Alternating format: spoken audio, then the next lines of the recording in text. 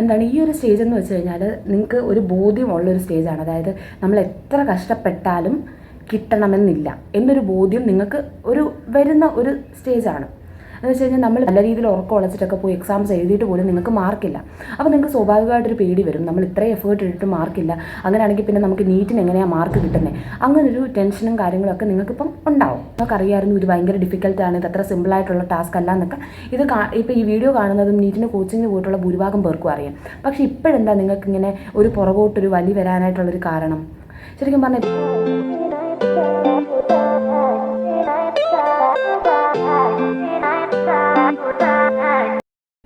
Hello guys, ഇപ്പോൾ എല്ലാവരും എന്ത് പറയുന്നു? സുഖമായിട്ടിരിക്കുന്നു. ഞാനിവിടെ സുഖമായിട്ടിരിക്കുകയാണ്.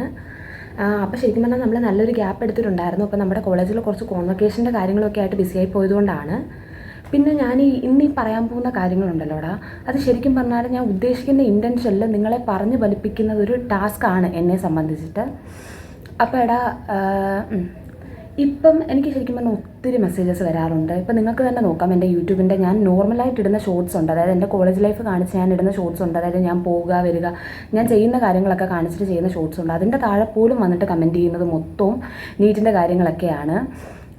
പിന്നെ ഇന്നലെ ഇതുപോലെ ഞാൻ കുറച്ച് നാൾ ഈ നീറ്റിൻ്റെ വീഡിയോസ് ഒന്നും ചെയ്യണ്ട എന്നുള്ളൊരു ഇതിലായിരുന്നു. കാരണം എന്ന് വെച്ച് കഴിഞ്ഞാൽ ഞാൻ ചാനൽ തുടങ്ങിയത് നീറ്റ് ബേസ്ഡ് കണ്ടൻസ് ഇടാൻ വേണ്ടിയിട്ടൊന്നും അല്ല. അപ്പോൾ ഒരു സമയമായപ്പോഴത്തേക്ക് എനിക്കെന്തോ വേറെ രീതിയിൽ വീഡിയോസ് ചെയ്യാം അങ്ങനത്തെ ഒരു ഇൻട്രസ്റ്റ് വന്നിട്ട് ഞാൻ കുറച്ച് ഷോർട്സ് ഒക്കെ ചെയ്യാൻ തുടങ്ങി. കുറച്ച് നാളത്തേക്ക് ഇങ്ങനത്തെ വീഡിയോസ് ഞാനൊന്ന് സ്റ്റോപ്പ് ചെയ്തു. പക്ഷേ എന്നിട്ടും നിങ്ങളുടെ കമൻസാണ് എന്നെ ഇങ്ങനെ തിരിച്ച് പിടിച്ച് വലിച്ചുകൊണ്ട് വരുന്നത്. അപ്പോൾ എന്തായാലും ഇപ്പോഴത്തെ ശരിക്കും പറഞ്ഞാലുണ്ടല്ലോ എനിക്ക് തന്നെയും പിന്നെയും പറയാനുള്ളത് ഒരേ കാര്യങ്ങളൊക്കെ തന്നെയാണ്. അതുകൊണ്ടാണ് ഞാൻ പറയാനുള്ളതെല്ലാം കുറേ വീഡിയോസായിട്ട് ചെയ്തിട്ടുണ്ട്. അപ്പോൾ ഇനി എന്തൊക്കെ പറഞ്ഞ് കണ്ടിന്യൂ ചെയ്യണമെന്ന് ശരിക്കും പറഞ്ഞാൽ എനിക്ക് അറിയത്തില്ല. അതാണ് ഒരു കാരണം, അതായത് നീറ്റിൻ്റെ വീഡിയോസിന് ഒരു ഫുൾ സ്റ്റോപ്പ് ഇടാനായിട്ടുള്ളൊരു കാരണം. ഇപ്പം ഞാൻ പറയാൻ പോകുന്നതെന്ന് വെച്ച് കഴിഞ്ഞാൽ നിങ്ങളുടെ ഇപ്പോഴത്തെ സിറ്റുവേഷനാണ്. എന്ന് വെച്ച് കഴിഞ്ഞാൽ ഇപ്പോൾ നിങ്ങളെല്ലാവരും, അതായത് ഇപ്പോൾ റിപ്പീറ്റിന് പോയിട്ടുള്ള എല്ലാവരും ഇപ്പോൾ നിങ്ങളുടെ കോച്ചിങ് ഇൻസ്റ്റിറ്റ്യൂട്ടിൽ ജോയിൻ ചെയ്തിട്ട് ഏകദേശം 1 മാസം സമയം കഴിഞ്ഞു. ഇപ്പം ശരിക്കും പറഞ്ഞാൽ നിങ്ങൾക്ക് ഒരു ഐഡിയ ഉണ്ട് എന്താണ് നീറ്റിൻ്റെ കോച്ചിങ്, അല്ലെങ്കിൽ എന്താണ് സംഭവങ്ങൾ എന്ന എക്സാംസും കാര്യങ്ങളും അതിൻ്റെ പാറ്റേണും അതിൻ്റെ ലെവൽ ഓഫ് ഡിഫിക്കൽറ്റി അങ്ങനെ എല്ലാത്തിനെയും പറ്റി നിങ്ങൾക്കൊരു ഐഡിയ ഉണ്ട് ഇപ്പം. അപ്പം ഈ ഒരു സ്റ്റേജ് എന്ന് വെച്ച് കഴിഞ്ഞാൽ നിങ്ങൾക്ക് ഒരു ബോധ്യമുള്ളൊരു സ്റ്റേജാണ്. അതായത് നമ്മൾ എത്ര കഷ്ടപ്പെട്ടാലും കിട്ടണമെന്നില്ല എന്നൊരു ബോധ്യം നിങ്ങൾക്ക് വരുന്ന ഒരു സ്റ്റേജാണ്. എന്ന് വെച്ച് കഴിഞ്ഞാൽ നമ്മളിപ്പോൾ എത്ര കഷ്ടപ്പെട്ടാലും ചിലപ്പോൾ നമുക്ക് കിട്ടിയെന്ന് വരത്തില്ല. അതൊക്കെ നിങ്ങൾക്കിപ്പോൾ ഉള്ളൊരു ബോധമുള്ള കാര്യമാണ്. ചിലപ്പോൾ നിങ്ങളിപ്പോൾ നല്ല രീതിയിൽ സ്ട്രഗിൾ ചെയ്തിട്ട് പോയി നല്ല രീതിയിൽ ഉറക്കം ഉളച്ചിട്ടൊക്കെ പോയി എക്സാംസ് എഴുതിയിട്ട് പോലും നിങ്ങൾക്ക് മാർക്കില്ല. അപ്പോൾ നിങ്ങൾക്ക് സ്വാഭാവികമായിട്ടൊരു പേടി വരും, നമ്മൾ ഇത്രയും എഫേർട്ട് ഇട്ടിട്ട് മാർക്കില്ല, അങ്ങനെയാണെങ്കിൽ പിന്നെ നമുക്ക് നീറ്റിന് എങ്ങനെയാണ് മാർക്ക് കിട്ടുന്നത്, അങ്ങനൊരു ടെൻഷനും കാര്യങ്ങളൊക്കെ നിങ്ങൾക്കിപ്പം ഉണ്ടാവും. മനസ്സിലായോ? അപ്പം അങ്ങനെ പിന്നെ ഇപ്പോൾ ഞാൻ പറയട്ടെ, ഈ കാര്യങ്ങൾ അതായത് ഇതിൻ്റെ കാര്യങ്ങളൊക്കെ ഭയങ്കര ഡിഫിക്കൽട്ടാണ്, നിങ്ങൾ വിചാരിക്കുന്ന പോലെ സിമ്പിളല്ല എന്നൊക്കെ നിങ്ങൾ ജോയിൻ ചെയ്യുന്നതിന് മുന്നേ നിങ്ങളോട് പലരും പറഞ്ഞു തന്നിട്ടുണ്ടാവും. ഞാനടക്കം എൻ്റെ വീഡിയോസിൽ പറഞ്ഞു തന്നിട്ടുണ്ട്. പക്ഷേ അപ്പോഴൊക്കെ ഇതിനെ വളരെ നിസ്സാരമായിട്ട് എടുത്തിട്ട് ഇപ്പം നിങ്ങൾ പതറിപ്പോകാനുള്ള കാരണം എന്താ? അത് നിങ്ങളൊന്ന് ചിന്തിക്കണ്ടേ? കാരണം ഇപ്പം ചേരുന്നതിന് മുന്നേ നിങ്ങൾക്കറിയാമായിരുന്നു ഇത് ഭയങ്കര ഡിഫിക്കൽട്ടാണ്, ഇത് അത്ര സിമ്പിളായിട്ടുള്ള ടാസ്ക് അല്ല എന്നൊക്കെ. ഇപ്പോൾ ഈ വീഡിയോ കാണുന്നതും നീറ്റിന് കോച്ചിങ്ങിന് പോയിട്ടുള്ള ഭൂരിഭാഗം പേർക്കും അറിയാം. പക്ഷേ ഇപ്പോഴെന്താ നിങ്ങൾക്കിങ്ങനെ ഒരു പുറകോട്ടൊരു വലി വരാനായിട്ടുള്ളൊരു കാരണം?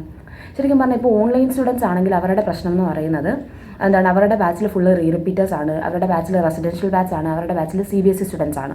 ഓഫ്ലൈൻ്റെ പ്രശ്നം എന്ന് വെച്ച് കഴിഞ്ഞാൽ അവർക്ക് ഓഫ്ലൈൻ ക്ലാസ് നന്നായിട്ട് മനസ്സിലാവുന്നില്ല. അവരുടെ ബാച്ചിൽ ഇത് തന്നെയാണ്, റെസിഡൻഷ്യൽ ബാച്ചുകാരുണ്ട്, റിപ്പീറ്റേഴ്സ് ഉണ്ട്, അങ്ങനെയാണ്. പിന്നെ അവർക്ക് ഹോസ്റ്റൽ ഇത്തിരി ദൂരെ ആയതുകൊണ്ട് ട്രാവൽ കാരണം പഠിക്കാൻ പറ്റുന്നില്ല, അവർ നന്നായിട്ട് പെട്ടെന്ന് ഉറങ്ങിപ്പോകുന്നു, ഫുഡ് മോശമാണ്, ഓൺലൈൻ ടീച്ചേഴ്സിൻ്റെ ക്ലാസ് മോശമാണ്, അതുകൊണ്ട് അവർക്ക് ലേണിംഗ് ആപ്പിലെ ക്ലാസ് കാണേണ്ടി വരുന്നു, അപ്പോൾ സമയം പോകുന്നു. അങ്ങനെ നിങ്ങൾക്ക് അങ്ങോട്ടും ഇങ്ങോട്ടും 100,000 പ്രശ്നങ്ങളാണ്. ഓഫ്ലൈനായിട്ടുള്ളവർക്ക് ഇപ്പോൾ ഓൺലൈനിലേക്ക് മാറണം. കാരണം വെച്ച് കഴിഞ്ഞാൽ അവർക്ക് ഇത്രയും പിള്ളേർ പഠിക്കുന്നത് കാണുമ്പോഴത്തേക്ക് ടെൻഷൻ ആവുന്ന അവർക്ക് ഓൺലൈനിലോട്ട് മാറണം. ഓൺലൈൻകാരുടെ പ്രശ്നം എന്ന് വെച്ച് കഴിഞ്ഞാൽ അവർക്ക് വീട്ടിലിരുന്നിട്ട് പഠിക്കാൻ പറ്റുന്നില്ല, അവർക്ക് ഓഫ്ലൈനിലോട്ട് മാറണം. മനസ്സിലായോ? മൊത്തത്തിൽ പ്രശ്നമാണ്. ഇപ്പം ഞാൻ പറയട്ടെ, ഇതിൻ്റെയൊക്കെ ഇതിൻ്റെയൊക്കെ ഒരു പ്രധാനപ്പെട്ട റീസൺ എന്ന് പറയുന്നത് നിങ്ങൾക്ക് കിട്ടത്തില്ല എന്നുള്ളൊരു തോന്നൽ നിങ്ങളുടെ മനസ്സിലുള്ളത് കൊണ്ട് നിങ്ങൾ തന്നെ നിങ്ങളെ കൺവിൻസ് ചെയ്യാനും അതുപോലെ തന്നെ നിങ്ങളുടെ പേരൻസിനെ കൺവിൻസ് ചെയ്യാനും ശ്രമിക്കുകയാണ്. മനസ്സിലായോ? അതായത് 10th നല്ല മാർക്ക് മേടിച്ചിട്ട് വന്നവരാണ് നിങ്ങൾ, 12th നല്ല മാർക്ക് മേടിച്ചിട്ട് വന്നവരാണ്, നാട്ടുകാർക്കെല്ലാം നല്ല അഭിപ്രായമുള്ളവരാണ്, നാട് മൊത്തം ഫ്ലെക്സ് അടിച്ച് വെച്ചേക്കുന്ന കൊച്ചുങ്ങളാണ് നിങ്ങളെല്ലാവരും. അപ്പോൾ നിങ്ങൾക്ക് പെട്ടെന്ന് ഇങ്ങനെ ഒരു അടി കിട്ടുമ്പോഴത്തേക്കും നിങ്ങൾ പതറിപ്പോവാണ്. നമ്മുടെ ആ ഒരു മെൻ്റൽ സ്റ്റേറ്റ് നമ്മുടെ കയ്യിൽ നിന്ന് പോകുന്നതുകൊണ്ടാണ് ഈ ഒരു പ്രശ്നം വരുന്നത്. നിങ്ങളെ തന്നെ നിങ്ങളുടെ പേരൻസിനെയും കൺവിൻസ് ചെയ്യാൻ ശ്രമിക്കുകയാണ് ഇത് പറ്റത്തില്ല എന്നുള്ളത്. എടാ ശരിക്കും പറഞ്ഞാൽ ഉണ്ടല്ലോ, നമുക്ക് ചിലപ്പോൾ നമ്മുടെ പേരൻസിനെ കൺവിൻസ് ചെയ്യാൻ പറ്റും, ചിലപ്പോൾ നിങ്ങളെ കൺവിൻസ് ചെയ്യാൻ പറ്റും. ഇതത്ര സിമ്പിൾ ടാസ്ക് അല്ല, ഞാൻ സ്റ്റേറ്റ് സിലബസിൽ പഠിച്ച ആളാണ്, ഞാൻ നോർമലായിട്ട് പഠിച്ച ഒരാളാണ്, എന്നെക്കൊണ്ട് പറ്റത്തില്ല എന്ന് ചിലപ്പോൾ നിങ്ങൾക്ക് നിങ്ങളെ തന്നെ കൺവിൻസ് ചെയ്യാൻ പറ്റും. ഒരു വിഷമമില്ലാത്ത രീതിയിൽ നിങ്ങളെ കൺവിൻസ് ചെയ്യാൻ പറ്റും ഇപ്പോൾ. പക്ഷേ ഇതിൻ്റെ അങ്ങോട്ട് നടക്കുന്നൊരു കാര്യം എന്ന് വെച്ചാൽ എന്തുവാണെന്നറിയാവൂടാ, നമ്മൾ ശരിക്കും പറഞ്ഞാൽ നമ്മുടെ ഫുൾ അറ്റൻഷൻ കൊടുത്ത് പഠിച്ചാൽ പോലും നമുക്ക് മാർക്ക് സ്കോർ ചെയ്യാൻ ഇത്തിരി പാടായിട്ടുള്ളതാണ്. അപ്പോൾ നിങ്ങൾ ഇങ്ങനൊരു ബാക്കിലോട്ട് വലിക്കുന്ന ഒരു ചിന്ത കൊണ്ട് നിങ്ങൾ പഠിച്ചു കഴിഞ്ഞാൽ ഉറപ്പാണ് നിങ്ങൾക്ക് മുന്നോട്ട് കയറി വരാൻ നല്ല ബുദ്ധിമുട്ടായിരിക്കും. മനസ്സിലായോ? നിങ്ങൾക്ക് ഈ റിഗ്രറ്റ് വരുന്ന സമയം എപ്പോഴാണെന്നറിയാവോ? ഇപ്പം നിങ്ങളുടെ കൂടെ പഠിച്ച നമുക്ക് ചിലപ്പം നമുക്കറിയാലോ, ഇപ്പം നമ്മൾ ചിലപ്പോൾ പെട്ടെന്ന് വായിക്കുന്ന ഒരു കാര്യം വേറൊരാൾ ചിലപ്പോൾ ഒത്തിരി സമയമെടുത്ത് ഒത്തിരി എഫേർട്ട് ഇട്ടുമായിരിക്കും പഠിക്കുന്നത്. അപ്പം നമുക്കറിയാം നമുക്ക് അവരെക്കാട്ടിൽ ഇത്തിരി കൂടെ കാലിബർ കൂടുതലാണെന്ന് നമുക്കൊരു ചിന്ത വരും.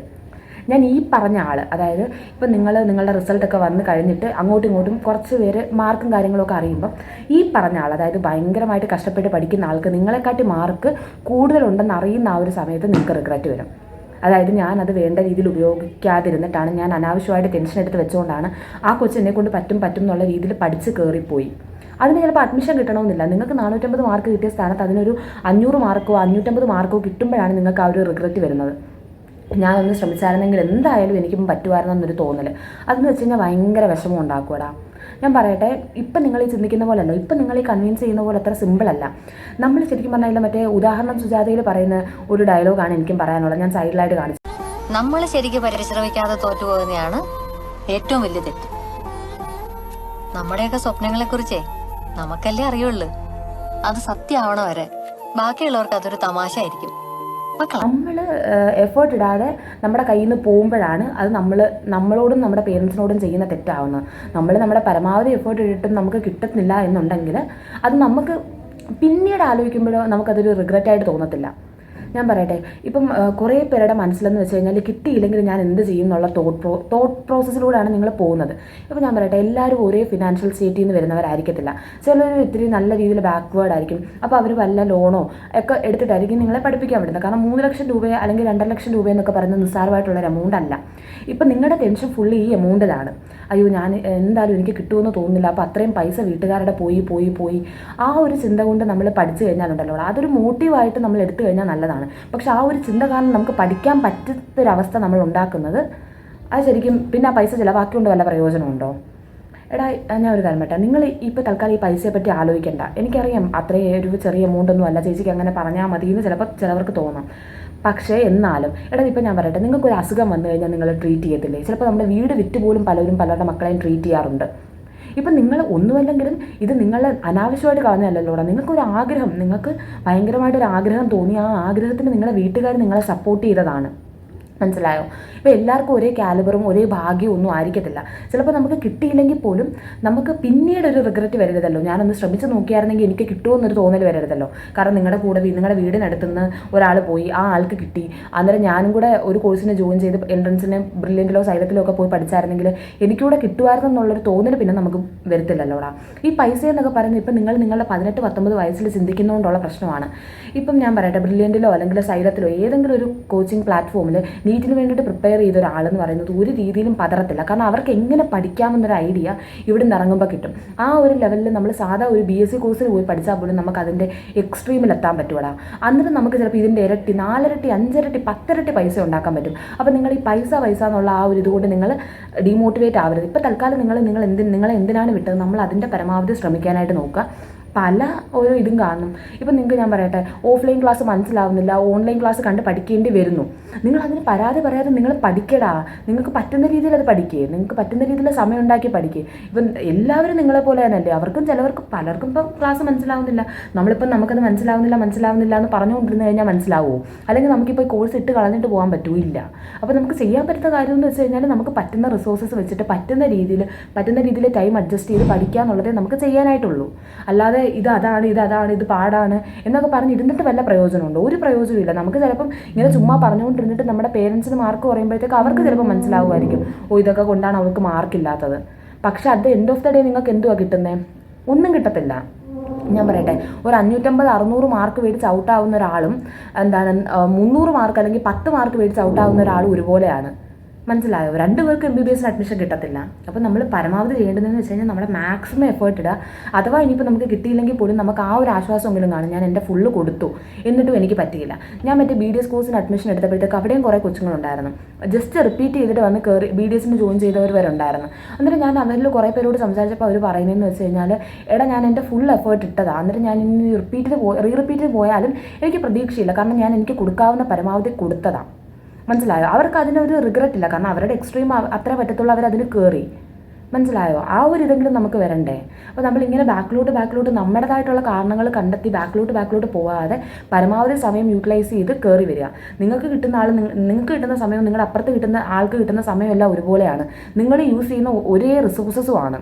ചിലപ്പോൾ ഈ റെസിഡൻഷ്യൽ ബാച്ചിൽ പഠിച്ചവർക്കൊക്കെ ഇത്തിരി കൂടെ നല്ല ക്ലാസ്സസ് കിട്ടിയിട്ടുണ്ടാവും, അവർ കുറേ ക്വസ്റ്റ്യൻസ് ചെയ്തിട്ടുണ്ടാവും. ഈ ക്ലാസ്സസ് ഒക്കെ നിങ്ങളുടെ ലേണിംഗ് ആപ്പിൽ അവൈലബിൾ ആണ്. നിങ്ങൾക്ക് കിട്ടുന്ന സമയം കൊണ്ട് നിങ്ങൾ പരമാവധി അത് യൂട്ടിലൈസ് ചെയ്യാൻ നോക്കുക. അല്ലാതെ അവർ റെസിഡൻഷ്യൽ ബാച്ചാണ്, ഇവർ റിപ്പീറ്റേഴ്സ് ആണ് എന്ന് വിചാരിച്ചിരുന്നിട്ട് കാര്യമൊന്നുമില്ല. പറയുന്നത് മനസ്സിലാവുന്നുണ്ടോ? അത് നമ്മളിപ്പോൾ നമുക്ക് പറ്റുന്ന രീതിയിൽ ശ്രമിക്കുക എന്നുള്ളതേ ഉള്ളൂ. ഇപ്പോൾ അവർ റിപ്പീറ്റേഴ്സ് ആണെന്ന് വിചാരിച്ച് നമുക്ക് കോഴ്സ് കളഞ്ഞിട്ട് പോകാൻ പറ്റത്തില്ലല്ലോ. നമ്മൾ എന്തായാലും കോഴ്സിന് വന്നു പോയി, നമുക്കിനിയിപ്പോൾ അത് കണ്ടിന്യൂ ചെയ്യാനല്ലേ പറ്റത്തുള്ളൂ. ഞാൻ ആരെയും വഴക്കൊന്നും പറയുമല്ല. നമ്മൾ പരമാവധി നമുക്കിനി വേറെ ഒന്നും ചെയ്യാനില്ലടാ, നമ്മൾ എന്തായാലും ഒരു കാലെടുത്ത് വെച്ച് പോയി, ഇനി നമുക്കത് തിരിച്ച് പിന്മാറാൻ പറ്റത്തില്ല. നമുക്ക് എങ്ങനെയെങ്കിലും അവിടെ പിടിച്ചു നിന്ന് എന്തായാലും എക്സാം എഴുതിയല്ലേ പറ്റത്തുള്ളൂ. അപ്പം അതിനനുസരിച്ച് പഠിക്കുക. എന്തായാലും നിങ്ങൾക്ക് എക്സാം എഴുതണം. പഠിച്ചിട്ട് പോയി എക്സാം എഴുതണോ, അല്ലെങ്കിൽ കരഞ്ഞിട്ട് പോയി എക്സാം എഴുതണോ, കരഞ്ഞ് കുളവാക്കി പോയി എക്സാം എഴുതണോ, അതൊക്കെ നിങ്ങൾക്ക് വിട്ടു തന്നേക്കാണ്. നമ്മൾ പരമാവധി നമുക്ക് പറ്റുന്ന രീതിയിൽ നമ്മുടെ മനസ്സിനെ കോൺഫിഡൻ്റ് ആക്കിയിട്ട് പോയി എഴുതുക. ഇപ്പം 100 മോട്ടിവേഷൻ വീഡിയോസ്, ഇപ്പോൾ എൻ്റെ അടക്കമുള്ള 100 മോട്ടിവേഷൻ വീഡിയോസ് കണ്ടാലൊന്നും നിങ്ങൾക്ക് അങ്ങനെ ഒരു ഇത് വരത്തില്ല. നമുക്ക് തന്നെ തോന്നണം, നമുക്ക് തന്നെ ആ ഒരു ഇത് വരണം. നിങ്ങളെ കൊണ്ട് പറ്റത്തില്ല എന്ന് തോന്നുവാണെങ്കിൽ നിങ്ങളങ്ങ് ഇട്ടിട്ട് പൊക്കോ. വെറുതെ എന്തിനാണ് ഇനി ഇത്രയും സമയം വേസ്റ്റ് ചെയ്ത് നിങ്ങളുടെ മെൻ്റൽ സ്റ്റേറ്റ് വഷളാക്കുന്നത്? മനസ്സിലായോ? നിങ്ങൾക്ക് അത്രമാത്രം നിങ്ങൾക്ക് കിട്ടത്തില്ല എന്ന് ഉറപ്പുണ്ടെങ്കിൽ നിങ്ങളങ്ങ് വിട്ടിട്ട് പോകും. ഈ കിടന്ന് കരഞ്ഞ് വിഷമം ഉണ്ടാക്കി വേറെ മെൻ്റൽ സ്റ്റേറ്റ്സിലോട്ട് പോകുന്നതിനെക്കാട്ടിൽ എത്രയോ നല്ലതാണത്. പറയുന്നത് മനസ്സിലാവുന്നുണ്ട്? നിങ്ങൾക്ക് എന്തായാലും എക്സാം എഴുതണം എന്നുണ്ടെങ്കിൽ പഠിച്ചിട്ട് തന്നെ പോയി എഴുതാൻ നോക്കുക. നന്നായിട്ട് കോൺസെൻട്രേറ്റ് ചെയ്യുക. നിങ്ങൾ അപ്പുറത്തുള്ളവരെയും ഇപ്പുറത്തുള്ളവരെയും ഒന്നും കമ്പയർ ചെയ്യാതിരിക്കുക. പരമാവധി നിങ്ങൾക്ക് ഇമ്പ്രൂവ്മെൻറ്റ് ഉണ്ടോ എന്ന് നോക്കിയിട്ട് മാത്രം ക്വസ്റ്റ്യൻസ് ചെയ്ത് പഠിച്ച് കയറി വരാൻ നോക്കുക. പിന്നെ ഈ എല്ലാ ഗൈഡും കൂടെ എടുത്ത് പഠിക്കാൻ പറ്റുന്നില്ല എന്ന് പറയുന്നവർ, ഞാൻ പറയട്ടെ, ഏതെങ്കിലും ഒരു ഗൈഡ് ഫിക്സ് ചെയ്തിട്ട് പഠിക്കാൻ നോക്കാടാ. എല്ലാം കൂടെ എടുത്തിട്ട് നമുക്കൊന്നും കിട്ടുന്നില്ലെങ്കിൽ നമ്മൾ പരമാവധി ഒരു ഗൈഡെങ്കിലും ഫിക്സ് ചെയ്ത് പ്രോബ്ലംസ് ചെയ്യുക. അതിനകത്തുള്ളത് ചോദിച്ചാലെങ്കിലും നമുക്ക് ചെയ്യാൻ പറ്റുമല്ലോ. പിന്നെ അഫോർഡബിൾ ആയിട്ടുള്ളവർ മറ്റേ PDF വെച്ചിട്ടും ട്രൈ ചെയ്ത് നോക്കുക. അതിനകത്തിലിപ്പോൾ നിങ്ങൾക്ക് അറിയാലോ, ബ്രില്യൻറ്റിലെ ക്വസ്റ്റ്യൻസ് ഒന്നും ബ്രില്യൻറ്റിൽ ഇപ്പോൾ നിങ്ങൾക്ക് വരുന്ന വീക്ക്ലി എക്സാമിന് വർക്ക് ബുക്കിലെ ക്വസ്റ്റ്യൻസ് കാണും, ചിലപ്പോൾ പാക്കേജിലെ കാണും, മെറ്റീരിയൽസിലെ കാണും. പ്രീവിയസ് ഇയർ അത്യാവശ്യം നല്ല സ്റ്റാൻഡേർഡുള്ള ക്വസ്റ്റ്യൻസും അവർ നിങ്ങളുടെ വീക്ക്ലി എക്സാമിന് ഉൾപ്പെടുത്തും. അതുപോലെ തന്നെയല്ലേ ഞാനിപ്പോൾ ആ തരുന്ന മറ്റേ ടെസ്റ്റ് സീരീസിൻ്റെ PDF. അപ്പം ഇതെല്ലാം കൂടെ ചെയ്ത് വട്ടാവാൻ പറ്റാത്തവർ, സമയമില്ലാത്തവർ അതും കൂടെ ഒന്ന് ട്രൈ ചെയ്ത് നോക്കുക. നിങ്ങൾ എങ്ങനെയാണെങ്കിലും നമുക്ക് കയറി വരും എന്നുള്ള വിശ്വാസത്തിൽ നിങ്ങൾക്കുള്ള റിസോഴ്സസ് വെച്ചിട്ട് പഠിക്കാൻ നോക്കുക. മനസ്സിലായോ? അല്ലാതെ നമ്മളെ കൊണ്ട് പറ്റത്തില്ല എന്ന് പറഞ്ഞിട്ട് കാര്യമില്ല. കേട്ടോ? മനസ്സിലാവുന്നുണ്ടോ ഈ പറയുന്നതൊക്കെ? അപ്പോൾ എന്തായാലും മനസ്സിലാക്കാൻ ശ്രമിക്കുക. നമുക്ക് എന്തായാലും എക്സാം എഴുതിയേ പറ്റത്തുള്ളൂ. അപ്പോൾ എന്തായാലും ആ ഒരു രീതിയിൽ പഠിക്കുക. അപ്പോൾ ശരിയാടാ. ടാറ്റാ.